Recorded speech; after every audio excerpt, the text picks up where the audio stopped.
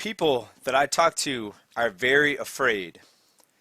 However, the stock market is not afraid. Stocks rally again worldwide as election day finally arrives. Hey everybody, JJ, it's November 3rd, 2020. Hope you're doing well out there. So we'll get into what I mean by people are afraid.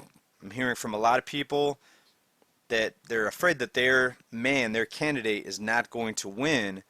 And I am more of an independent, so I'm apolitical. So I have friends on both sides of the aisle, so to speak. And I'll talk a little bit more about that. But first, the markets are soaring. Let's take a look here over at Yahoo Finance. S&P up over 2.2%. Dow Jones a 650 point gain right now. The Nasdaq over 2% gain there. Russell 2000. Oil also saw almost a 3% jump.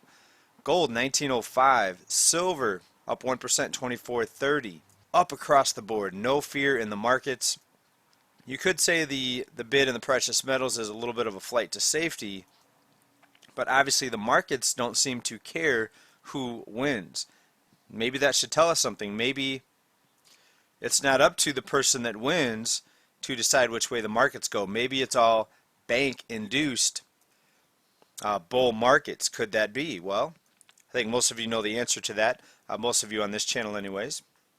Now, again, the people that I have conversations with regarding the elections, a lot of them are scared. They're scared that their candidate's not going to win, and this includes everyone from people that I talk to face to face, friends, family members, people that I talk to just out when I'm out going to businesses and things like that, and also just people online, comments, and just things that I've noticed. And that can tell us a couple things. One is that people need to be less worried about things that they can't control. Yes, you can go out, you can cast your ballot, but at the end of the day, you're just one vote, and you're not going to control the outcome of this election. So you can look at it like that, and you can say, don't worry, because there's nothing you can do about it. My mom used to always tell me that, don't worry about what you can't control. So you can look at it from that perspective.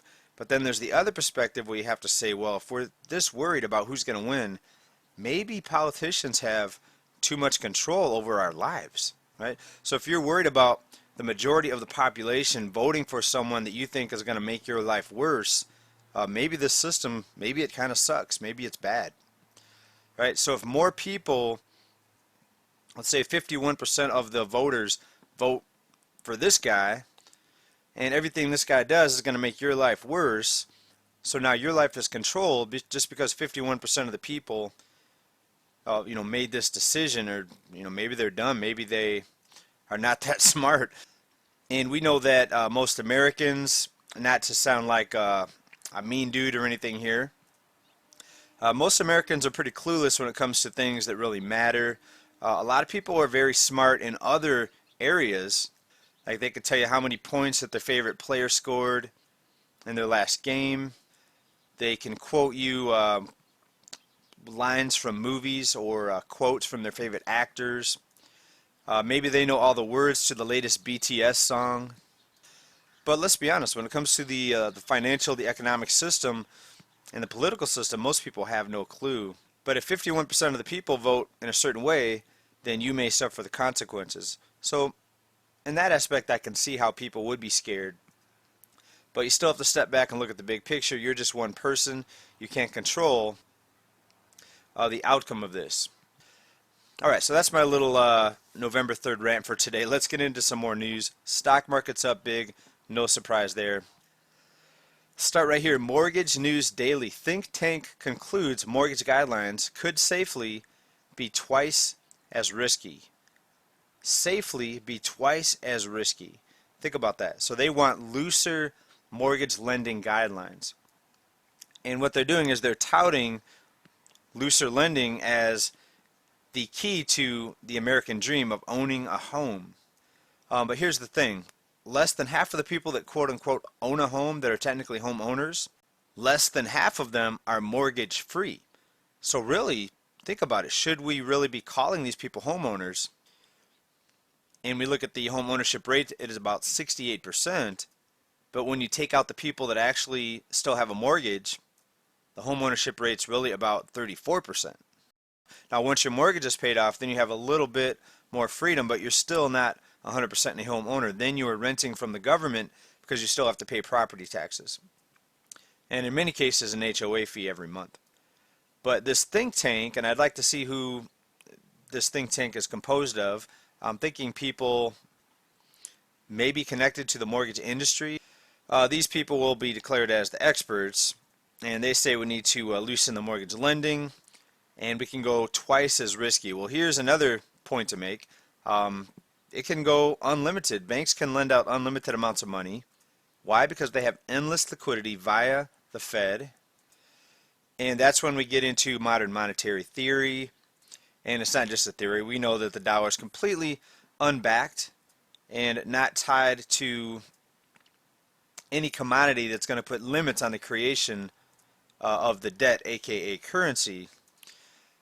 Alright, most of you know this by now, I know. But it's just interesting to see the article that the think tank says mortgage guidelines could be twice as risky, as if home prices weren't going up high enough already. Recent article here out of OCRegister.com. This is Orange County, California. And let's zoom in a bit here. They're calling this the pandemic punch. These are the areas that saw the biggest increase in jobless claims. And we see Las Vegas at the top. We've been talking about Las Vegas for a while. But this is year to year. The green is September of last year. The red is September of this year. And you see the big jump. And it went from 4 to over 14% there in Las Vegas. And we know that Vegas is heavy service sector jobs in that city. But the second highest was Orange County, Los Angeles area. The third highest jump was Miami. The fourth highest, Chicago. The fifth highest, Orlando, Florida. But we also see, rounding out the top 10, Inland Empire, California, San Francisco, California. We have San Diego, New York also made the list. Alright, so California and big cities across the nation getting hit very hard. Alright, and also we always have to keep this in mind and point this out. These are just the official unemployment numbers. Keep in mind the real number is likely twice as bad as this number that we're looking at in these charts here.